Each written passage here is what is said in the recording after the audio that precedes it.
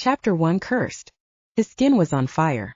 Zane was sure he'd never experienced anything so excruciating in his life. Flames of blazing light engulfed him as he gasped for air he could not catch. His storm-ridden eyes filled with calculation as he watched the beautiful woman, sorceress whatever she was, wield her power over him. It crescendoed like a wave, washing through his body with unstoppable force. The sorceress smirked with satisfaction as he fell to his knees in the dirt at her feet. Zane could feel his powers draining, the brute strength he possessed was slipping away. His muscles clenched in resistance as she continued to pour her wrath into him, igniting his very soul. His physical form was morphing, changing into something familiar yet unknown. But it was the psychological effect that was truly beginning to wear on him. How long had he been trapped here? Stop struggling, she snapped in ferocious warning. Just a bit longer. Come on. Don't be so useless. Zane clenched his razor-sharp teeth, his toned figure trembling with the weight of the spell. He spat at her muck-covered boots. She cackled sadistically at his gesture, and surged more violent rays of power into his sweaty chest. He tried to turn his head to break the contact that she had over him, but it was impossible. He was going to lose this fight. Now give me what I want, she demanded, her shadowed face twisting with anger, her beautiful long black hair whipping around her like demons taking flight from the deepest layers of hell. Zane wasn't entirely sure what this woman wanted with him, but he knew that he had only moments left before he was unable to resist. That's it, she crooned softly, stepping closer to him. You pathetic beast. Suddenly Zane jerked with pain, his body giving out beneath him as a searing hot light shot straight through his heart. He cried out in anguish as emotions, things he'd never felt before, filled his entire existence. There was sadness and love, there was fear and rage. The rapidly changing feelings climbed up his limbs and struck themselves into his soul. Know your place, she hissed with proud malice. He let out a roar of fury. And respect your betters, she chided him condescendingly. The unknown sensation of tears graced his face as he crawled across the wet ground of the isolated marsh. He had to get away. He had to find his family. He would not let her do the same to them. He hadn't lived this long just to die here, of all places. No, not like this. He reached a shaking hand out to grasp onto the muddy ground. Above him he could sense the wicked woman closing in on him, preparing to deliver the final blow. Zane braced himself, his chest constricting with newfound panic. He closed his eyes and waited. There was a moment of silence. The air around him exploded with a light so immense, it nearly blinded him through his closed lids. He only had a second to react before the sorceress screamed again. Yet it was not a scream of triumph but one of pain. Zane dared to crack open his eyes as he turned slightly in the direction her yell echoed from. He could see nothing but powdery smoke. Pain racked his body in pulsing throbs. He straightened his arms, his lean muscles pushing against the thick mud as he continued to pull himself across the uneven ground. The woman was still screaming, but the chaotic sound was moving further and further away. Its echo rung in his ears until once again silence fell. Gradually the smoke cleared, wafting over the hushed and forgotten land. Zane let out the breath he'd been holding. His furiously strong but straining arms and legs collapsed as he groaned in anguish and shifted onto his back. He winced at the burns the sorceress must have left there with her powers. Zane took a shuddering gulp of air. Was he safe? Was she truly gone? Had the spell backfired? He lifted his hand up to run it across his chest. He paused.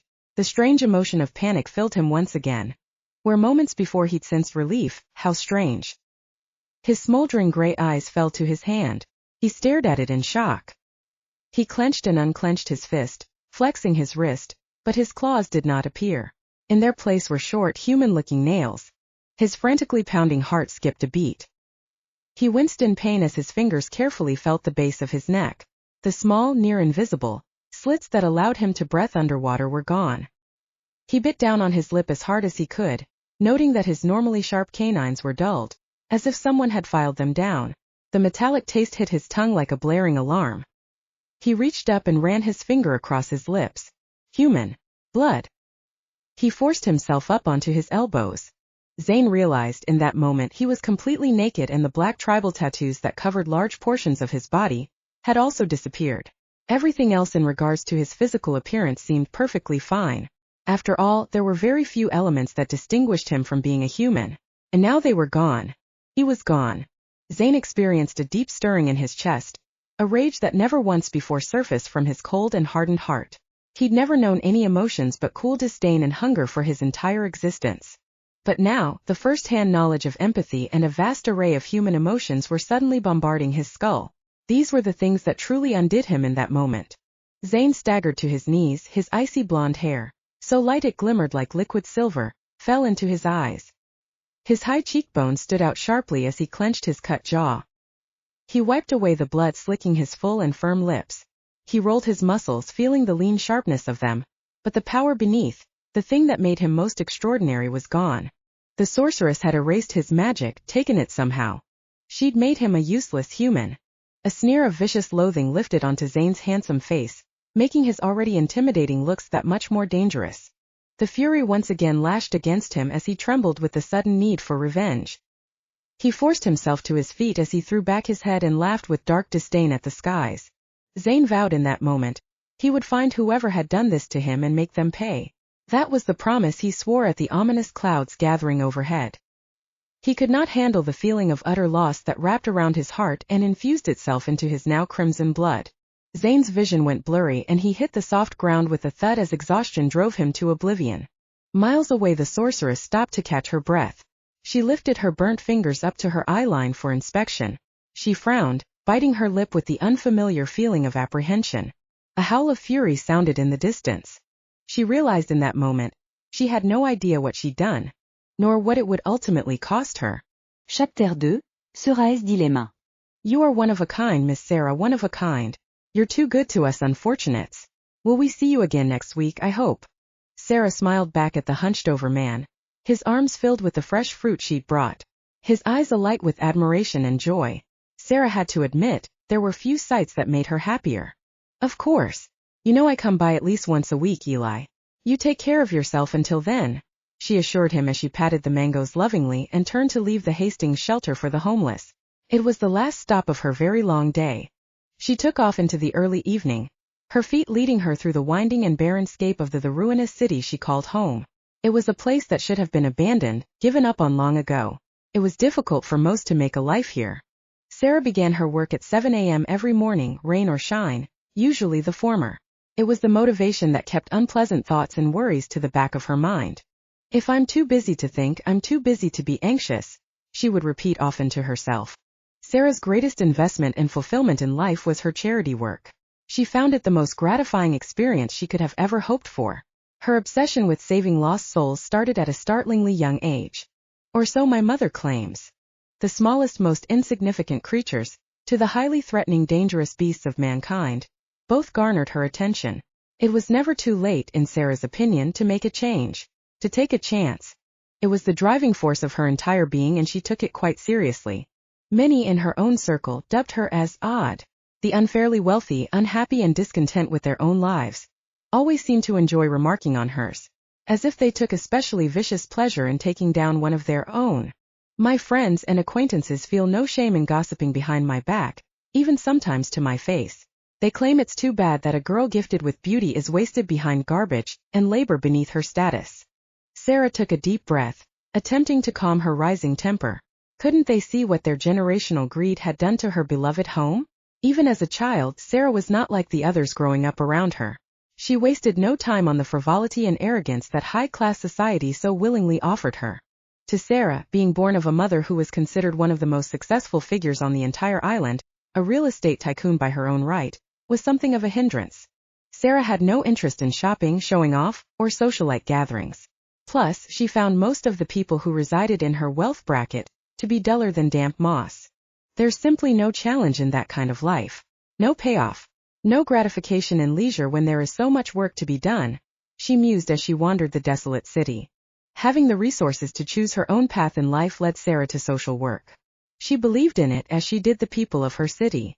Given the city, really the entire island, was somewhat run down and not exactly the safest place to live, but this city was hers and she would make it the very best version of itself. Such few families controlled the wealth here, and since no one else seemed inclined to care, Sera took bettering the whole upon herself. I will stop at nothing until there is real significant change, she promised. With that thought, Sera lifted her head a notch higher and crossed the street in search of a place to eat dinner. She watched as evening travelers hurried on their way, either to or from work. She spotted a few children playing on the broken swings of a sad-looking playground. The regular calls of vendors advertising their goods around every street corner sung to her ears. Sera loved exploring the city. There were winding staircases that led to nothing and old ruins placed throughout the city from a forgotten time. There was also an incredible movement of underground art amongst the decay and poverty. It was an expansive place spread out like a giant chessboard. A city that thrived in insulation. Sera snorted to herself. It would have been considered urban 100 years ago. But it was magical somehow, even in its gloomy despondence. Though the sun rarely shined and clouds made their permanent home over the fog-ridden terrain, the city still breathed life. Sera always seemed to stumble across a hidden gem that made her feel as if she'd been transported to another realm. She was a perpetual dreamer. She often ate alone and enjoyed it that way. Growing up on a large estate with a single parent who was often working or away on business made childhood quite lonely. Sera never blamed her mother for her drive. It was she, from whom Sera acquired her ferociously passionate spirit. Sera Hastings did everything in her power to make sure their small family was comfortable enough for their next 7 lives. Years ago, Sera made the mistake of asking about her father. Her mother burst into tears at the very question, and so Sera never brought him up again. But life is good. I cannot complain. Her mother had endured sleepless years and time away from her only child in order to secure their future. Sera, in turn, promised to put their wealth to good use, and Hestia allowed her the freedom to do so. Well, until now. Sera's smile fell from her face as she turned down a narrow alley littered with trash. She spotted a few homeless people huddled under blankets and perched outside of tents. A woman and her small child sped past, barely glancing in Sera's direction. Sera's mind wandered in a way that allowed her feet to choose their own direction. This was a regular occurrence, as Sera tended to be as absent-minded as she was fierce. The spontaneity and curiosity that dwelt in her soul could not be curbed. Her kind smile and warm, welcoming presence put even the most bitter of humans at ease. Her mysterious violet eyes were always burning with an unasked question. She always wondered about the color of her eyes. She suspected it was a rare gene. In her mind, this distinction had allowed her to separate herself from the rest, from the accepted norm. It gave her wild thoughts that maybe she was meant for something extraordinary. Her gaze turned east, out towards the rumored marshlands. It was supposedly a mystical place. After all, she'd grown up hearing stories about those filled with fantastical powers. The ones, in the not-so-distant past, that had been a part of this world and had wielded great magic. That was long before Sera was born. But she always found herself fantasizing, gravitating towards the ancient and unknown. She felt excitement even though these creatures had not been seen for quite some time.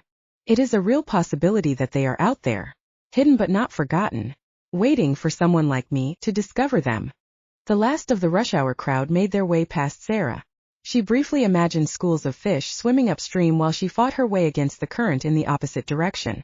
The afternoon sun was turning itself a deep red as it disappeared behind the massive Hastings apartments, at the northern edge of the city limits. A lonely and unforgiving place. A chill ran down her spine as the wind blew a coating of dust, as unattainable as the past, in her direction. In that moment, Sera realized it was her own heart that was feeling heavy tonight. 5 years. I haven't seen him in 1,825 days. Not since their massive fight outside the courtroom, minutes before he was sentenced. He'd looked at her with desperation, pure devastation. It had taken every inch of her courage to remain unaffected and strong as his brilliant cobalt eyes pleaded for her to believe him. Sera cringed, her face burning as she thought back to that day. Our last day together. The man who had been her closest friend, the only person in their circle that she thought understood her, even liked her. He praised her work in charity, even supported her by showing up and taking interest in each of her causes. What happened? Where did it all go wrong? And who is he now? She wondered. There was no telling what 5 years of prison could do to a man, especially one who was accustomed to an extremely privileged and luxurious life. Will I even recognize him? Can I trust him again after he committed such a pointless crime? She still couldn't wrap her head around it even after all this time. Sera gazed at her surroundings, realizing she wandered into familiar territory. She passed a strip of several small businesses that closed months ago. The boarded-up windows and peeling paint were like daggers to her heart. The city really is getting worse despite my unrelenting efforts to patch it up. Sera's steps felt heavier and heavier with each city block she slapped, the buildings becoming more and more distanced, as if life was slowly trickling off the map on this side of town. Sera wandered aimlessly, mulling over her complicated personal life. Several pairs of keen, red eyes watched her from the interior of the dark and dank building she passed. Sera took no notice, her thoughts consumed with the work she still had to complete. The restoration and expansion of the homeless shelter, plan the charity gala. She recited each task in her head. Sera glanced at a rotting billboard with faded lettering. A handsome man with a wicked grin stared back at her, the words unreadable beneath his face. It reminded her again of the man she was promised to. "You're torturing yourself, stop it," she chided. He would be released from prison any day now, and the prospect of having a face-to-face conversation with him was unbelievably nerve-wracking, especially since she'd not visited him once or responded to any of the letters that he sent. For 5 years he wrote to her once a week. Sera knew that soon she would no longer be able to put it off. This was the only thing her mother ever asked of her in Sera's entire life. Give herself to Lonnie. Sera's overwhelming sense of being trapped was quickly dispelled from her mind as her gaze connected with a small and shabby diner set back off the sidewalk. She narrowed her eyes as she spied the sign in the window. The diner. Fish and chips. Yes, she knew it. It had been here for as long as she could remember. Not once had Sera chosen to eat here, but in the moment that was not really her focus. No, for it was the first time she noticed the diner was organizing a food drive. I must have walked by here 100 times. I've never seen a sign before, surely I would have. Sera pulled herself from her musings and strode purposely towards the front door. She yanked it open with the intent to banish all problems from her mind. Time to put myself to work. Chapter 3 Monster Beneath. The tinkling of the bell jarred Keely from her monotonous days. It had been a long week. Hell, who was she kidding? This whole year had been crap. She was barely passing, and if she didn't get her grades up soon, she wouldn't be graduating next month, and that meant she'd be working at this depressing diner for the rest of her life. She shook off her doldrums as a beautiful young woman entered Fish and Chips, and started towards Keely with an unrelenting look in her eyes. Keely steeled herself in anticipation. She knew an independent woman when she saw one. She lifted a smile to her face and called over the clatter coming from the kitchen and customers alike. "Hello. My name's Keely, welcome to." Keely realized in that moment the woman's smile was disarming. And her eyes, they were purple. Keely was unable to stop her jaw from dropping open. The woman seemed to expect this, as if people reacted to her unique beauty often in this way. Keely was sure they did. "Nice to meet you, Keely. My name is Sera Hastings. I saw your sign about the food drive. I would love to help. I work with..." "I know who you are." Keely burst out with excitement before covering her mouth in embarrassment. "What I meant to say is you're practically famous. My uncle sometimes picks up meals at the shelter. He talks about you like you're a goddess, which I mean you are." Keely cut herself off from her rambling, turning red as a cherry. Sera let out an embarrassed laugh as she reached out to clasp Keely's hand in greeting. "What is your uncle's name?" she inquired politely. "Hector." Sera face-li up. "Oh, you must get your sense of humor from him." Keely relaxed as she felt the embrace of this woman's warmth. "We get along well. He wasn't always, unfortunate." Sera's smile faded a bit. "Misfortune isn't picky. It's part of life and nothing to be ashamed of." Keely stared at her with admiration. "The food drive was my idea. We would be honored to have your help, but..." A sudden clattering from the kitchen made Keely wince with worry as Sera lifted her vivid eyes towards the commotion. Just then, the most striking man Sera had ever seen came striding through the double doors, purposely knocking into them so they slammed with force into the adjoining walls. He had a nasty scowl on his face, his muscular form prevalent through his tight white t-shirt covered with grease stains. In his hand he carried a dish of decadently plated food. Sera thought it odd to see such a quality meal in a rather shabby establishment. Keeping her eyes on the man, Sera spoke to Keely. "This must be your first food drive. It's so nice to see others taking an interest in helping our community." Sera's melodic voice floated through the air, snagging on the man's senses. He stopped dead in his tracks. His deep gray eyes snapped quickly to meet her own. Sera felt the air knocked from her chest as a wave of intense energy slammed through her. It was as if she were stripped bare, right there in the diner for all to see. The way he looked at her was confusing as hell. Emotions flitted across his face too quickly for her to pinpoint his mood. Sera was usually quite good at reading others, but this man was a complete mystery. They stared at each other for only a few moments. For Sera it felt like a lifetime. Some strange force was telling her brain to pick up her feet and get closer to him, to inspect him and figure out who he was. She'd never experienced such an intense altercation. His defined jaw ticked with irritation as he quickly masked his features into ice.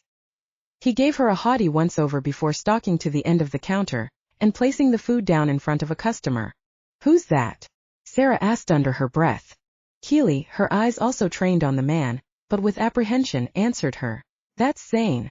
He's—" She trailed off as the customer poked at the food with a disgusted expression.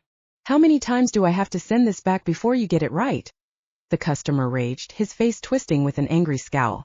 "Just how incompetent are you people?" he directed at Zane. "Oh no," Keely moaned under her breath. Sera watched this Zane. A fake smile was plastered across his tight lips, and she could see the whites of his knuckles standing out against the counter. He was pissed. "I've cooked the same steak 3 times now. I promise you it's dead." Zane's face clearly displayed his disgust at the thought of overcooked meat.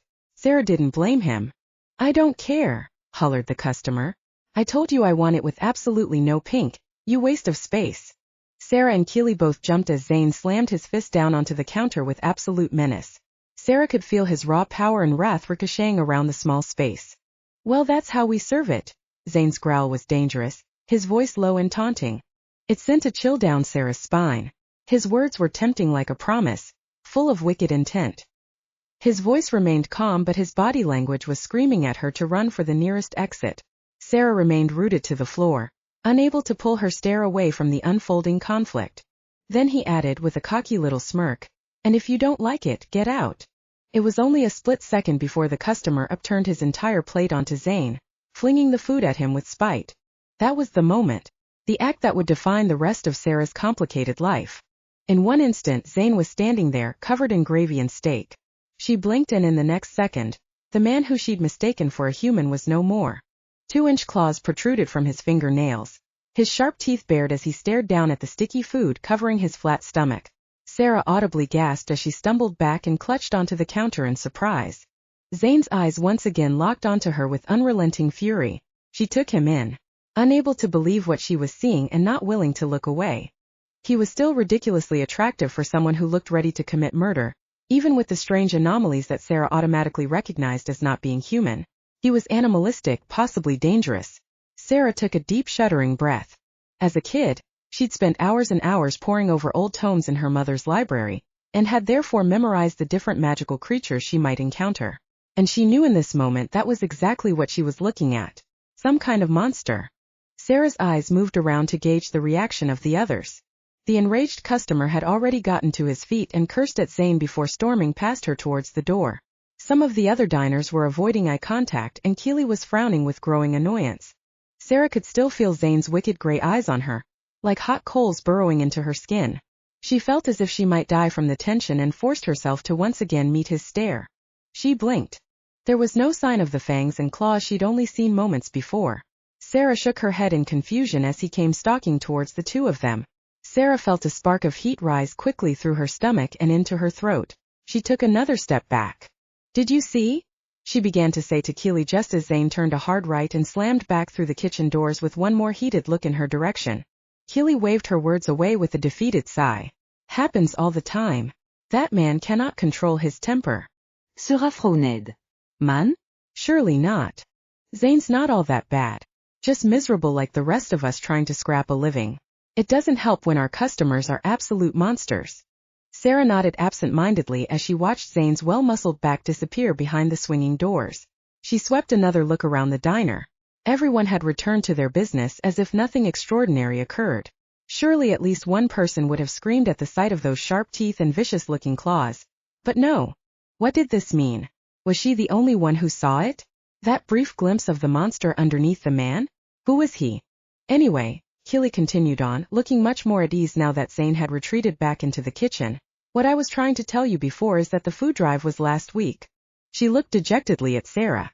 Sera forced a smile onto her face as she bushed her long dark hair back off her face. "Well then I will just come back for the next one," she promised, her eyes still darting toward the kitchen where she heard the distinct sound of someone slamming their fist into a wall. Keely followed her eyeline and sighed. "I better check on him. Can I get you anything?" she added as Sera slunk onto the stool at the end of the counter. "Go," Sera gently encouraged. "I'll take a coffee when you're done soothing the beast." Keely snorted with humor as she poured Sera a steaming mug of fresh coffee. "The customer always comes first." Sera nodded in thanks as Keely made her way into the back and disappeared. Had she imagined it?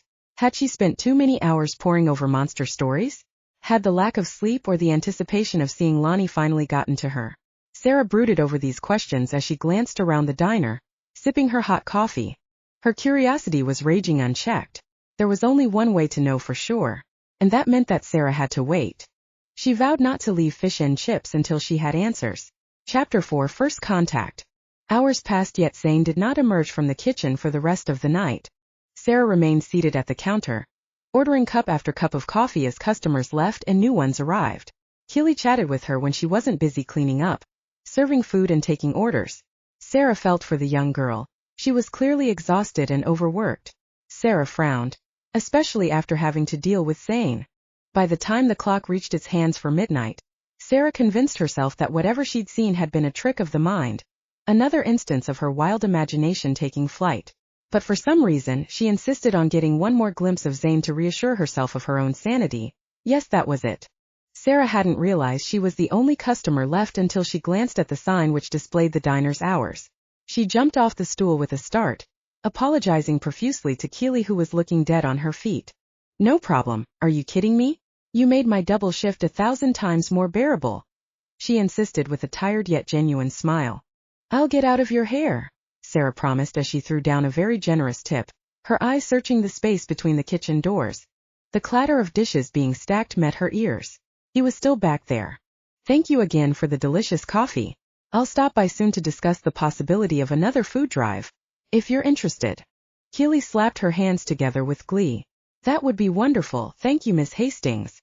Call me Sera, please. The sounds from the kitchen paused. Sera wondered if he was listening to their conversation. With a slight nod of her head, Sera exited the diner. Instead of hailing a cab or renting a city bike as she knew she should, Sera remained on the sidewalk staring at the diner. What to do? She battled with herself for a few moments. Her eyes connected with the small alleyway leading behind the diner. Sera took a deep breath. She pressed herself up against the narrow wall and began to move forward. It was a tight space, but she was able to inch herself along until she reached the other side. It was darker than she anticipated, but there was a weak stream of light emanating from the back door, which was slightly ajar. Sera eased into a shadowy corner which gave her a perfect view. She waited. She knew her behavior was bordering on insane, but she just needed to see him once more, to confirm what she had suspected earlier. It wasn't long before the back door was thrown open. Zane and Keely exited together. Sera held her breath, her heart pounding much too loud in her chest at the prospect of being caught. He'd exchanged his dirty white shirt for a black one. Sera decided she liked him in black even better, but caught herself before her wild thoughts turned to unreasonable desire. What was wrong with her? She watched as Zane counted off a large chunk of money and handed it to the young girl. Keely tried to argue, but he just pressed the cash into her hand with a scowl and headed off into the inky blackness of the street beyond. Keely sighed and turned in the opposite direction. Then Sera was alone. It only took her a split second to make up her mind before she slunk off into the darkness after him. She followed him for 20 minutes, keeping her distance as she watched him saunter carelessly through the empty streets. The city was dangerous even when it wasn't this late, but her target seemed completely unaffected by the possibility of trouble. Maybe that's because he is the trouble, Sera thought to herself. Her mother would absolutely kill her if she knew that she was stalking a stranger in the middle of the night. But Sera could help it. The mystery drawing her to this being was undeniable. So on she continued. Sera just turned another corner, when she realized she'd wandered onto the north side of the city. Her mother's apartment buildings were only a 15-minute walk from here. She gazed up at the towering structure. Her mother explained that Hastings apartments housed a large population of the city, mostly the underprivileged or those who were readjusting to society after time in prison or living on the streets. Hestia never let Sera come with her when she went for inspections, claiming it was too dangerous, and that she didn't want Sera's beauty and kindness attracting the attention of some unfavorable tenants. Sera scoffed at her mother's overprotective nature. I take care of myself just fine. Sera readjusted her eyes to the shadowed alley she just turned down. She scanned in both directions. He had disappeared. Sera stomped her foot in frustration. Her musings had distracted her and now she lost him. She took a step forward with determination just as hands grabbed her from behind, swinging her around and slamming her back into the brick wall. She gasped as the air flew from her lungs. Her eyes were wide with panic as she fought against her unknown attacker. But her struggle was useless. She was stuck, pinned to the warm, hard body pressing against her. Stop it, a voice commanded. Sera's head snapped up. She was once again looking into the dangerously smoldering eyes of Zane. Why the hell are you following me? He growled, his lean fingers wrapping around her wrists and pressing them against the cold stone. What do you want? Sera stared in shock. She'd failed at her own game and had become the hunted. Let go of me, she demanded with false bravado. He laughed in her face, though simultaneously loosened his steel-like grip on her wrists. Answer my questions, he insisted in his low dark drawl. His face was so close to her she could feel the tips of his hair brushing against her cheek. Sera Hastings, he hissed as his eyes burned into her. I don't believe we've been formally introduced. He inclined his head with a mocking bow, filled with sardonic humor. I'm Zane. I know who you are, she spat back, her eyes flashing with fury. What had she gotten herself into? Don't tell me, he whispered, his body was too close to hers. The heat radiating off of him was like standing inside a furnace. You're not actually scared of me, are you? He taunted. Sera set her mouth in a firm line and glared at him. Before he could stop her, she slammed her heeled boot down onto his foot as hard as she could. He barely winced, but her move distracted him just enough to allow her to free herself from his grasp. She twisted away and slipped easily under his arm. She danced back several feet, shooting daggers at him as she massaged her wrists. I saw the way you looked at me with that customer today. You probably think I deserved it, didn't you? Like anyone who has money and looks down on the rest of us, you're predictable as hell. Don't presume to know anything about me, Zane. She hurled his name at him like it was a curse. He grinned at her sour expression. He strolled towards her slowly, closing the gap of space between them. Sera held her ground. Don't come any closer, she hissed. Or I'll. You'll what? He chuckled, but remained a few feet away as he once again raked his eyes over her body in slow perusal. Sera felt her face flame with color at his boldness. What could you possibly do to me that hasn't already been done? He questioned. Sera paused, frowning at his words. She decided it was now or never. She'd never been a coward in her entire life, and this situation was no different. She'd dealt with her fair share of sketchy individuals, she could handle this one man. Sera straightened her shoulders and lifted herself to her full height. She was still at least a foot shorter than he was, even with heels on. She cleared her throat. I saw you earlier. He looked at her with confusion. Meaning? When that customer threw his food at you. I saw you. Yeah, so did everyone else. What makes you special? He barked impatiently, rolling his eyes as if she were keeping him from something important. Sera slowly smiled. Clearly she had the advantage here. Perhaps this Zane didn't realize what he'd shown her. She took a confident step forward. He quirked one eyebrow at her courage. What makes me special, she stated with triumph, is that I saw the real you, the one under all of this. She indicated to his magnificent body with her hand. She swore she saw a flash of fear in his eyes, but it was gone as soon as it had come. He backed away from her slowly. Listen. He spoke with an edge to his dark voice. I don't know what the hell you're playing at, but if you don't want an enemy in this city, I suggest you mind your own business and back off. Sera let out a little laugh. He gave her a strange look. Good. She surprised him. And if you don't want everyone to know what you really are, I suggest you start talking, she threatened, crossing her arms and staring back into his unfathomably expressive eyes. If he hadn't been so snarky, she could have easily lost herself in them. He snarled at her with disgust before continuing his retreat slowly. Don't waste my time again. Run home to your riches and jewels and leave me the hell alone, he demanded, dismissing her as he turned around to flee. Sera felt her temper close to snapping. She let out a sarcastic shout of mirth. Too bad, she taunted, matching him with a sneer of her own. I didn't realize you were such a coward. His head turned back towards her. She watched as his jaw ticked with undiluted rage. 1 second he was at a safe distance and the next he was once again inches from her face. A low growl emitted from his throat. She tensed with apprehension as he opened his mouth, his harsh breath falling against her exposed neck. What did you say? He whispered in a deadly soft voice. Sera swallowed hard. Her body was shaking with anticipation. She leaned in even closer. There was no fear in her eyes. I called you a... Chapter 5, Exposed. He'd never met anyone like her in his life. Who the hell was this woman and what was she doing to him? He must have been hallucinating. There was no way she followed him down dark dangerous streets, threatened him and then called him a coward, no less to his face. No one had dared call him a coward in all the years he'd spent being human. No one. Who was she to pester him in this way? He felt untapped anger simmering just beneath his skin. But there was another emotion mixed in with his fury. One he had only experienced a handful of times: desire. Sure, he was on edge today and perhaps he provoked her a little, but that still didn't account for her stubbornly stupid and fearless attitude. Didn't she realize he could crush her like a bug with one fist? Zane took a deep breath. Against his better judgment, he scanned her delectable curves. He felt the beast inside him purr with pleasure at her alluring scent, the fire sparking in her magnificent though unnatural eyes. He had to admit he was intrigued.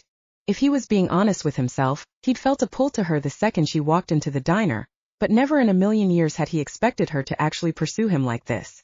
What was different about her? Sure, in the past he enjoyed the carnal pleasures that humans willingly offered him, but this felt unique, consuming in some unknown way. What did she want? He saw how she stared at him when he lost his temper with that customer. He'd realized in that moment she would never look at him as anything other than some unruly riffraff that wasn't worthy to kiss the ground she walked on. Typical human. And then Keely had come dancing into the kitchen to tell him Sera Hastings was a godforsaken socialite. The best of the best. A goddess in human form. She'd yelled with delight. How utterly ridiculous. Zane felt his temper once again soar at his own pointless musings. What did you say? He waited for her to back down, to whimper in terror. But she did no such thing. I called you a coward, she repeated, mesmerizing him with those hypnotic eyes and full lips that he had the sudden urge to bite down on. His lust and rage sizzled through his body, reaching a melting point. Just as he was contemplating how best to drive her away once and for all, her eyes filled with wonder and then satisfaction. I knew I wasn't seeing things. She was looking particularly justified, studying him as if he were an exotic creature locked up in a zoo. What the hell are you talking about? He snapped, staring at her with unwanted wonder. He let himself breathe in her air. She smelled like lavender and honey. The scent was so strong it overtook him completely. Zane suddenly found himself imagining how she'd taste. Wow, she murmured curiously, her eyes alight with intelligence. Some wild instinct deep inside of him stirred with longing. Before he could stop her, the maddening woman reached out and stuck her finger in his mouth. She quickly pulled her hand back and continued to observe him. Strange. They look much sharper than they feel. Zane ran his tongue over his teeth. His canines felt normal. He could taste her sweat and flesh. Every atom of her being was racing across his lips. When was the last time he tasted anything so sweet? He couldn't remember. Zane tore himself away from her as fast as he could. His heart racing as his eyes immediately snapped down to his hands. They were human as well. Those are some serious claws, she commented warily.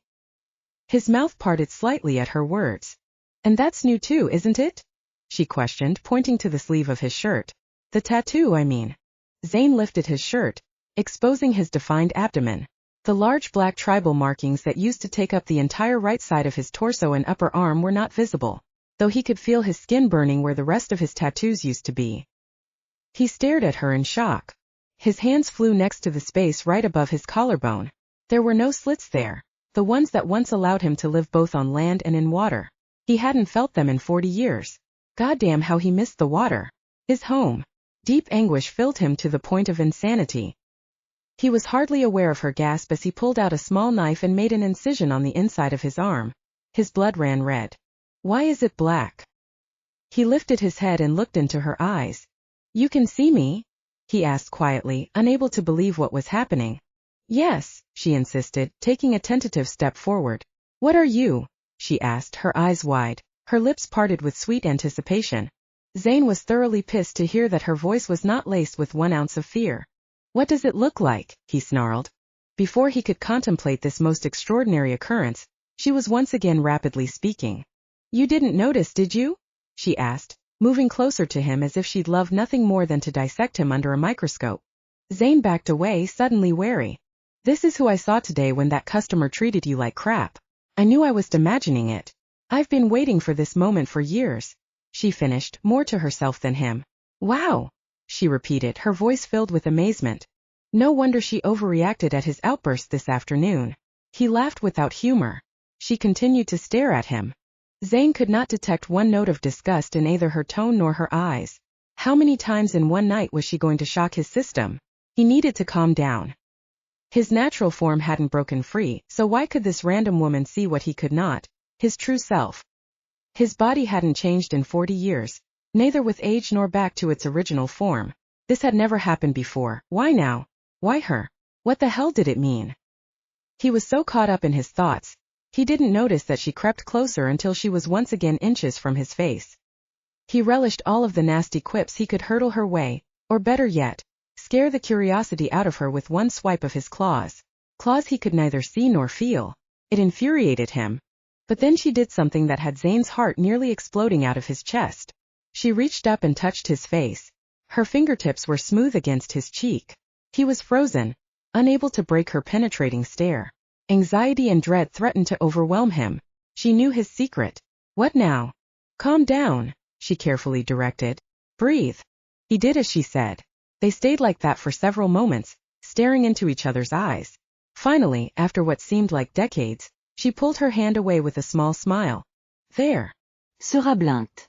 Zane watched her intently as she looked down at his hands. Normal again. She checked his teeth. Also normal. He didn't bother lifting his shirt. An instinctual part of him knew his tattoos disappeared from her sight as well. Your anger seems to be a trigger, she mused, stepping away from him. Zane suddenly felt empty without her touch. He realized in that moment he wanted no craved more. Why can you see me? No one can see me. I can't even see me, he questioned out loud as he ran a hand through his messy hair. Sera looked away with a blush. He was undeniably physically perfect, though she still couldn't understand why her body reacted to such a small gesture. I'm not sure, she admitted. I'm just as surprised as you are. That's why I followed you. I wanted to know if I was losing my mind or if what I saw was real. Just forget it, he insisted, shutting her out with a cold glare. Go back to your perfect existence and forget everything you saw. She gave him an incredulous look. How do you possibly expect me to do that? I told you I've been waiting my whole life to meet a... She trailed off looking sheepish. Zane felt his temper threaten to surge once more. He pushed it down and swallowed hard. Call it like it is. A monster. The way the word slid off of his tongue should have been illegal. Sera fought against the desire that now pounded down her chest and made its way towards her core. He was too alluring for her own good. A monster, she echoed, looking thoroughly ruffled. Did she find him as perplexing as he found her? Zane forced the smirk away from his lips and huffed with annoyance. And if that's what you thought I was, then what the hell were you thinking following me? Don't you realize what someone like me could do to you? Her eyes widened in surprise, as if she hadn't considered the horror he was capable of unleashing. Zane realized in that moment he was intrigued by her telling facial expressions, her inability to hide the truth. Sera fixed herself with resolve, brushing off his ominous statement. It was worth it. At least now I know I'm not crazy, she explained patiently. He let out a bark of laughter. I wouldn't rule it out. She ignored his jab, her mind already onto the next course of action. Can we talk? She was full of surprises. He'd give her that. He scoffed at her. Isn't that what we've been doing? I mean somewhere a little more private. His lips lifted with wicked promise. Trying to get me alone? His words wreaked havoc on her composure, but she did her best to stay steady. Sera huffed with irritation, the blush once again creeping up her neck. Zane felt the blood pound in his brain as he imagined running his mouth down her delectable flesh. He shook his head clear. I'd like an explanation, she clarified, where we won't be overheard. Why does it even matter? You don't know me, I don't know you. Just go. She shook her head stubbornly. I can't. Zane gritted his teeth in annoyance. If I agree to this talk, will you leave me the hell alone? That depends. Zane let out a sigh of frustration. So be it. The quicker they got this over with, the quicker he could go back to living his miserable human life and forget about the woman who caused all sorts of physical reactions in him. Though he had to admit he was curious. What was with this human? How was it that she was able to see the real him? Perhaps she had information that could help him. After all, it was odd that she mentioned waiting for this moment her whole life. What did that even mean? Zane lifted his eyes to her hopeful violet orbs. He knew he would regret this in the morning, but that didn't stop him from once again wrapping her thin arm in his strong fingers and dragging her back in the direction from where they came. Thank you, Zane, Sera offered as she trailed after him, her voice alight with adventure. Zane rolled his eyes as he subconsciously rubbed his thumb over the smooth skin of her wrist. He could feel her racing pulse. A shudder of unexpected pleasure ran down his spine. Don't thank me yet, Sera.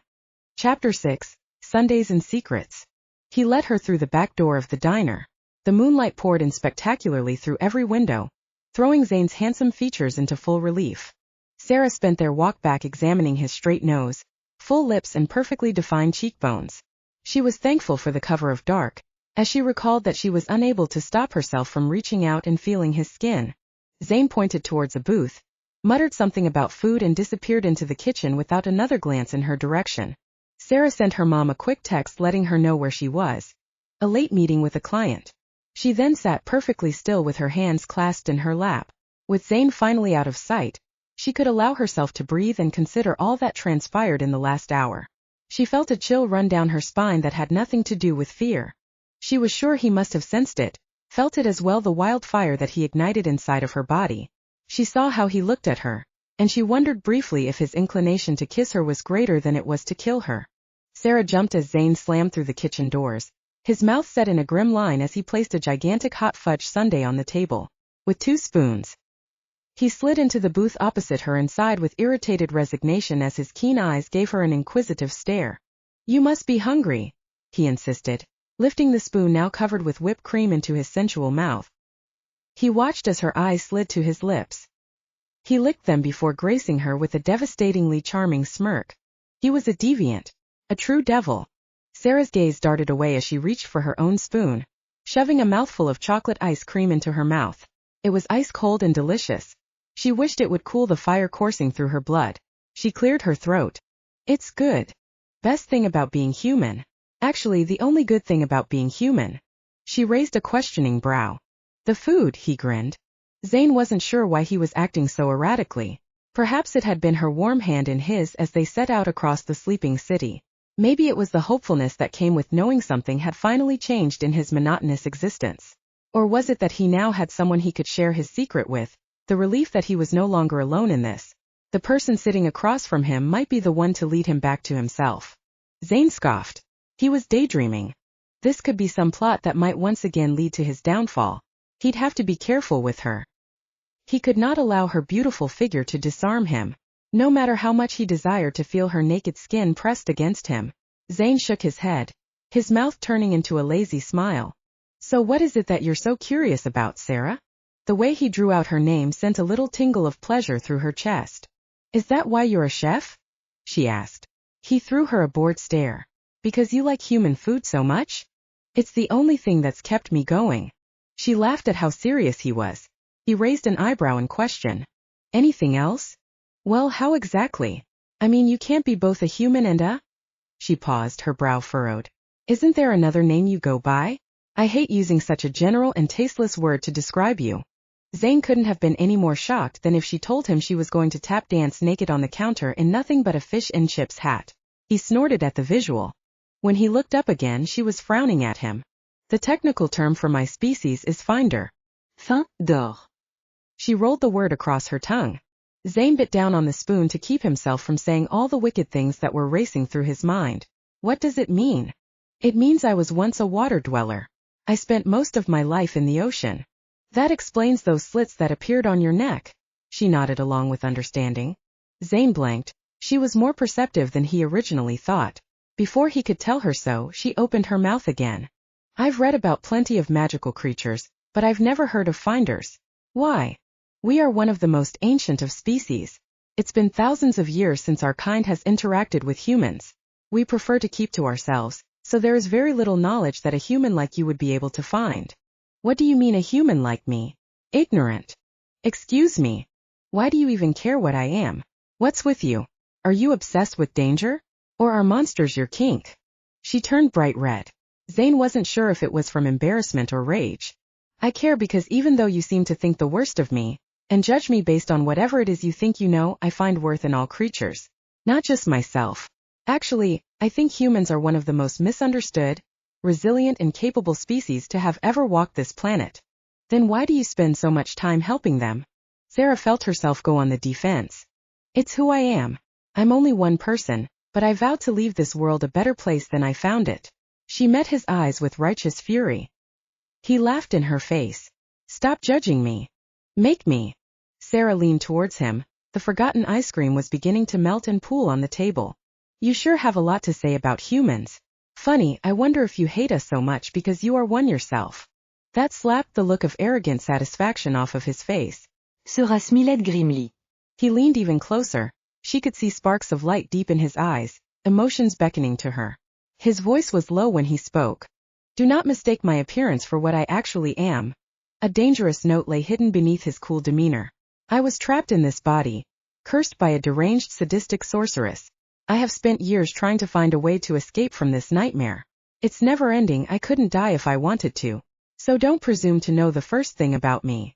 Sera felt a sharp pain slice through her heart. His words held a tone of defeat. Why did she curse you? The hell if I know. Did you try to find her? Of course. And he stared at her as if she were insulting his intelligence. Obviously I was unsuccessful. She opened her mouth to ask what he was sure were 1,000 more questions, but he beat her to the chase. What about you? What's your deal? I'm 26 years old. I was born and raised here. He waved her words away with an impatient flick of his wrist. I already know all about that. Keely couldn't stop gushing about you. It was sickening. Sera clenched her fists so hard her nails bit into her skin. He was beyond infuriating. I mean, he drawled. What is your interest with monsters with me? Sera hésita-t-elle. Would he laugh at her? Come on, I don't bite. He threw her a cocky grin. Hard. She forced her voice to remain steady but firm as she laced into him. I've always been interested in helping the downtrodden. You seem to have gotten it into that thick skull of yours that just because my family is wealthy, that automatically makes me a bad person. I have dedicated my life to equality, to helping others find a voice. I fight for the silenced, the persecuted. Magical beings are no different to me. Sera realized she was revving up for a passionate rant, but she couldn't stop the words as they flew from her mouth. People have called me a freak my whole life. First it was my eyes, then it was being raised by a single parent. Now they say I'm a sad loner who spends her days at the homeless shelter and rehab clinic, wasting the best years of her life in the service of others. And you know what, Zane? I wouldn't want it any other way. My interest, she continued on, noting the seriousness with which he stared at her, in you is purely coincidental. I did not seek you out, you simply fell into my life. I don't know why I can see you when others cannot, but don't you think it must mean something? Perhaps there's more to me, to you, to this entire situation, than either of us realize. He was quiet for a long while, perhaps, he admitted softly. An uncomfortable silence fell between them. Sera could see that he was processing the vulnerable words she tossed his way. She mustered up the remaining threads of her composure. I've heard whispers over the years. The walls of my family home hold secrets. As a child, I learned that my ancestors dabbled in magic. I don't know what kind or if they were successful, but I think now, especially now, it might be worth looking into. Zane watched her carefully. He'd been wrong. When Keely came into the kitchen going on and on about some socialite charity worker, he discredited the intense pull he initially felt toward her. But now she was real. More real than he cared to acknowledge. Real people were dangerous, unpredictable. Zane didn't know what to make of her. All he did know was that he wanted more. More of her words, her furious expressions, and those eyes. He wanted those eyes locked on him until he drowned in deep purple. Well. Her sharp voice pulled him from his thoughts. He nodded carefully. Against his better judgment, he voiced the question he'd been considering since she first awakened the monster in him. You think you can break my curse? Return me to my true form. You said yourself that no human has ever seen the real you before. We have to at least try. Her hopeful look sent his heart into a wild, chaotic beat. This woman was going to be, at the very least, the death of him. Zane smiled grimly. All right, cursebreaker. My fate is in your capable hands. Sera grinned despite his sarcastic tone and dug into the ice cream sundae with relish. Zane rested his chin on his palm as he watched her devour the treat. He did everything in his power not to visualize himself as her spoon, those tempting lips wrapped around him. Sera's voice, laced with excitement, pulled him from his treacherous thoughts. Then let's get to work. The rain was just starting to fall as Lonnie pulled up on the decrepit-looking street.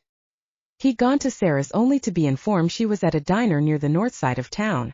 All hell be damned, he wasn't going to wait another second to see her. He stepped out of his luxury vehicle and into the misty night. Lonnie brushed the soft rain off his impeccable black suit. He glanced at his reflection in the car window. His ebony hair was slicked back and cropped short on the sides. He ran his hands over it, making sure it was perfect. He turned towards the large glass windows of the diner. His eyes landed on his love, the woman he'd gone to hell and back for. Lonnie stopped short, his hair and suit forgotten, his deep blue eyes settling on the stranger sitting across from Sera. It was a man, and he was making her smile. Lonnie gritted his teeth, his scarred fists clenching at his sides as the sick pulse of jealousy began to flow through his veins. Chapter 7: Lonnie's Return. They were so immersed in their conversational banter, neither of them noticed his arrival until he slammed through the front door. Tension immediately invaded their peaceful space. Sera looked up from the empty ice cream bowl, the ghost of a laugh still etched on her face. She watched as Zane's expression of amusement slid to surprise and then annoyance. Sera. Sera felt her entire body freeze. She knew that deep, composed voice like the back of her hand. She closed her eyes and took a calming breath. She took another. Not now. Not here. Zane watched her carefully. This was the first sign of weakness she'd shown him. When Sera opened her eyes, Zane's annoyance had twisted into a dark scowl that would send even the bravest of humans running. His ire was directed over her head. Lonnie was on the move. She listened to the familiar, solid steps of his designer shoes that she knew must be perfectly polished. He always dressed for success. For as long as she'd known him, he maintained a strict diet, workout routine and sleeping schedule in order to achieve the desired and immaculate appearance of royalty. But that was before. Sera threw back her shoulders and gave Zane a curt shake of the head. She got to her feet and Zane immediately rose with her. She prayed to the gods he didn't incite a riot. Sera found herself increasingly weary of his muscles flexing, the twitch of his jaw. She turned just as the footsteps stopped. She was looking into the eyes of her long-lost friend. Lonnie. He did not smile. His attention was solely focused on her, as if Zane didn't even exist. Sera took him in. He looked different. He was in even better shape than when she'd last seen him. His hair was longer now but slicked back how he normally wore it. The sides of his head were shaved down, making his sharp features all the more harsh. He was hard and mature like a man, a criminal, she reminded herself. Her eyes roamed over him carefully before landing on the sharp, jagged scar that ran down his neck. It disappeared beneath his crisply cut suit jacket. She dragged her gaze back to his eyes. How are you? She asked when she could no longer stand the tension. Lonnie laughed a bit and shook his head. Sorry, came Zane's vile tone from over her shoulder. We're closed. Any mirth that graced Lonnie's face disappeared like the flash of a camera. His intense eyes zoned in on Zane. Zane stared back defiantly, his palms itching for a fight. Can we do this later? Sera interrupted. I'm in the middle of a meeting. Lonnie didn't take his eyes off what he perceived to be the threat. Zane threw him a small gloating smirk. What kind of meeting? Lonnie retorted as he crossed his arms and looked Zane over with a sharp eye. It's a charity thing, she began. Lonnie cut her off. I can see that. His eyes were still glued on Zane. Zane let out a low growl. Sera didn't dare glance back at him. We're organizing a food drive, she explained. Was all Lonnie said. He gave the empty ice cream bowl and 2 spoons a disgusted look, as if they had personally offended him. He then turned around and strode over to the table adjacent to them. He dragged out the chair slowly before gracefully settling himself on it. He looked ridiculously out of place. Lonnie turned his attention once again to Sera. I'll wait. Sera opened her mouth to protest, but Zane's mocking voice once again caught her attention. Come on, Sera, he goaded as he dropped back down into the booth, his eyes sending her a wicked challenge. Let's finish what we started. His words sent a wild blush racing across her skin. She could tell by the death-like calmness on Lonnie's face that Zane's tone forced him to jump to all sorts of conclusions. I think we're pretty much done, she pushed on. But I still have so many questions, Zane insisted with a mischievous smirk. No. You don't, she snapped. Lonnie cocked his head at her casual tone. Zane sat back, lounging carelessly in the booth as he winked at her. Sure I do. We can discuss them later. He was riling her up on purpose. At this point, all Sera wanted to do was get out of here before fists or worse, claws began to fly. Lonnie's expression was becoming more ominous by the second. She stalked back over to the booth and grabbed her bag. Wait. She looked up at him. What? Zane stood, a small smile playing about his lips. When will you be back, pest? Before she could speak, the violent scraping of the chair digging into the floor interrupted her. Lonnie was once again on his feet and directly at Sera's side. His upper lip curled with indignant rage as he stared Zane down. Do you know who you're talking to? Lonnie, it's fine. She'll be back when she can speak with the actual owner, Lonnie snapped, his patience visibly gone. Zane smiled at him with no humor. Hate to break it to you, but I'm the boss here. So she'll be dealing with me. Lonnie blinked for a second. Sera could see his mind working a mile a minute. Carefully, he wrapped his arm around Sera's waist, sliding her over until she was firmly pressed up against his side. He smiled coldly as Zane's eyes darkened to an ashen gray. Guess that means you'll be dealing with me. Allow me to introduce myself, I'm Sera's fiancé. Before Sera could step away from Lonnie's overpowering grasp, Zane exploded into his monster form. Sera gasped, losing her balance and tripping backwards in surprise as both man and monster lunged for her at once. Though Lonnie was right by her side, it was Zane who reached her first. His hand felt warm as it clasped around her wrist, pulling her back onto her unsteady feet. She couldn't help marveling at the wicked-looking claws. She forced herself to look up at his face. He was breathing deeply, his twin fangs barely visible beneath his sensual lips. He let go almost at once. The look in her eyes told him all he needed to know about how he appeared to her. Lonnie saw nothing. Good. Zane was glad it was only her, not this arrogant piece of. He snorted with disgust. Not just a pest, but a clumsy pest, Zane muttered as he turned away. Lonnie took a step forward, his eyes filled with the promise of pain, but he stopped the moment Sera touched his arm. He looked down at her. Behind his wrath she could see his insecurity, his worry. Let's go, she insisted, squeezing his arm softly. Sera's eyes flicked to Zane. His back was to her, but she could tell he was trembling slightly. She knew he was trying desperately to get himself, the monster, under control. Why was he so upset? We'll continue this later, Zane bit out without looking at her. Sera nodded. All right, she conceded and headed towards the exit. With one more look of pure loathing in Zane's direction, Lonnie followed her out. Zane clenched his fist so hard he broke the skin. He felt nothing but the absence of his claws as crimson blood flowed down his fingers. He bit his tongue to keep from calling after her, to demand she stay and finish their conversation. Yes, that's why he was so pissed off. He hated rude people. Sera fiancé. He felt another slice of rage cut through his chest. What the actual hell? Why did that bother him so much? Chapter 8, Vows Unspoken.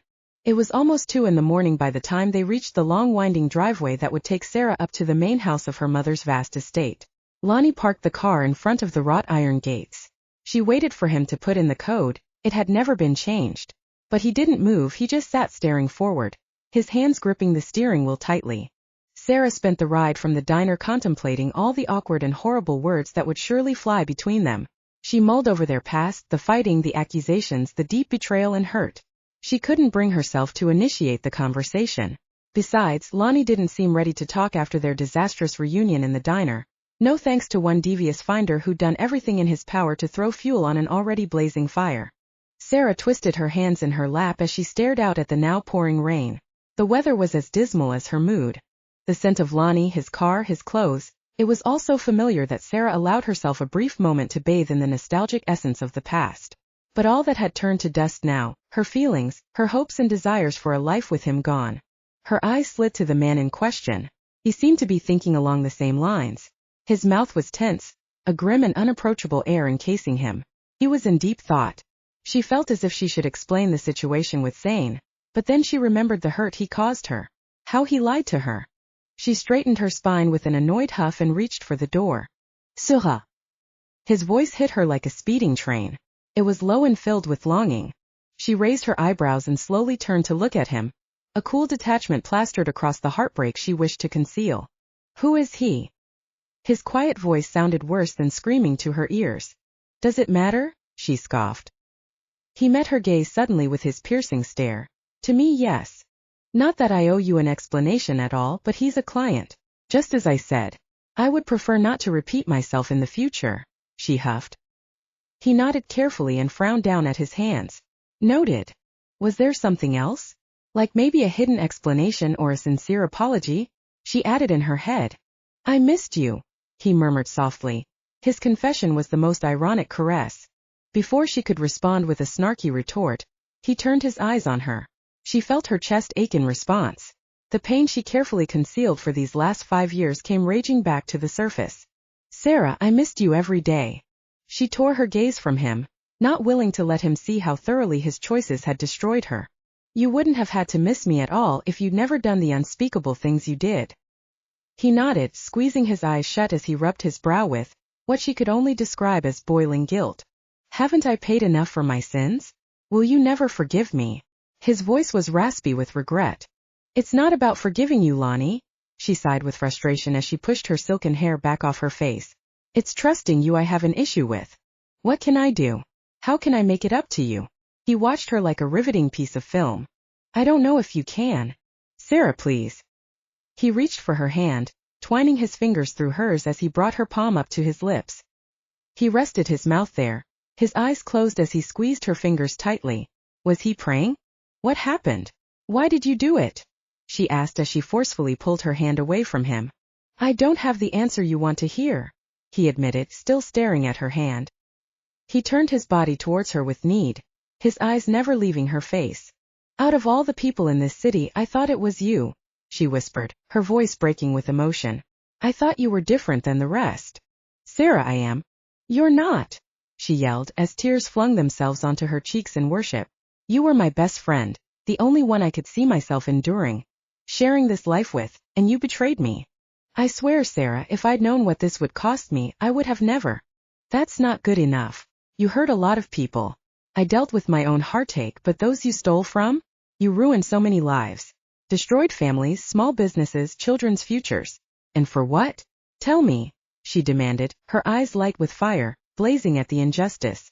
Lonnie had to physically restrain himself from reaching out and taking her into his arms. His thoughts fled to the last time she let him hold her, just before his initial arrest. It was the first instance that she looked at him as more than a friend. She even let him taste those wondrous lips just once, before it was all taken away. Now he had nothing but broken memories. Lonnie slammed his fist into the steering wheel once, twice. Slamming, he was always slamming against both the real and invisible bars of life. Sera felt the tears slip down her neck. She waited. Lonnie took a deep breath. This was it. His next words would define their future. I did what I had to do. As much as she fought against it, she couldn't stop her heart from breaking one more time. Sera let out a sound of disgust, of utter disappointment, as she turned and flung open the car door. The chilly rain was pounding mercilessly. Sera turned back to look at her fiancé once more. Let me make this clear. Our arrangement, she stressed the word, is nothing more than that. I will keep my promise. I will marry you, but I do not love you. And until you can own up to what you've done and find some real remorse, you will be nothing to me but a contract. She shut the door in his face before he could protest.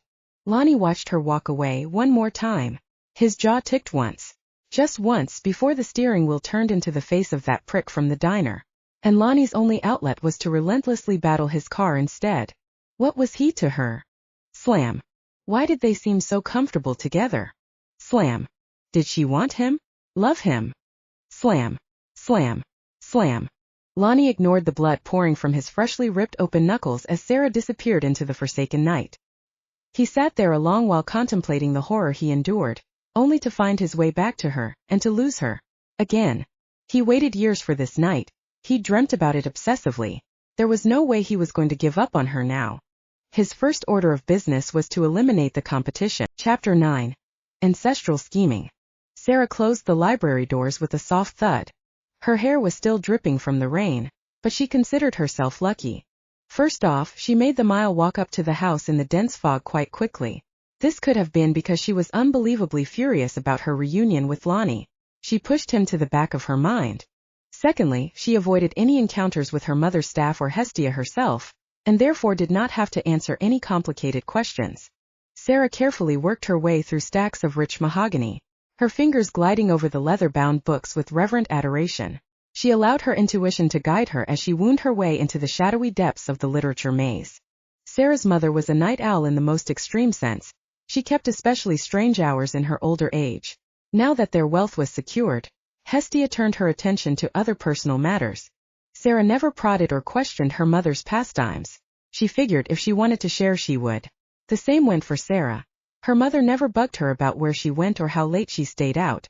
They trusted one another implicitly, and even though much of Sera's childhood had been spent alone, she and her mother had grown quite close in her adult years. Since her 18th birthday, Sera felt her mother kept an extra eye on her. Sera turned a darkened corner and found herself at the very back of the library, surrounded by thick black books covered in what felt like dragon hide. Sera picked one up and examined it. Her mind wandered back to her mother. Tough, thick like dragon skin. Hestia was protective. She worried. Maybe she was trying to make up for their lost time. Sera didn't fault her for that. Instead, she embraced the woman she so wanted a steady relationship with. Sera sighed as she tucked several books under her arm and made her way back to the candlelit atrium in the vast tomb of knowledge. And as if she heard her daughter's chaotic thoughts, Sera Hastings appeared on the threshold of the library, like a silent specter. She glided forward without a sound, but Sera sensed her presence. She turned quickly to face her mother. The women smiled at each other as Hestia looked down at the books in Sera's arms. "Darling, you're up quite late," her mother presumed, as she inspected her with a sharp eye. "Light reading." "It's been a long day," Sera confessed with a half-hearted shrug. Hestia nodded in understanding as she opened her arms towards her daughter. Sera placed the heavy books on a table. She fell lovingly into her mother's embrace. She held on as tight as she could. The older woman rubbed her back. Her exotic perfume sifted across Sera's senses, relaxing her immediately. "Did Lonnie find you?" her mother questioned softly. Sera nodded against her cheek. "Are you all right?" "I'll be fine." Sera pulled back and gave her a bright smile. "Everything's fine. Don't worry, I'm just tired." Hestia nodded once more. "Make sure you get some sleep, darling. You look like you've seen a monster." The laughter burst from Sera's lips before she could contain it. She quickly covered her mouth with her hand, her eyes wide as Hestia gazed at her with interest. "I didn't realize you found me so amusing."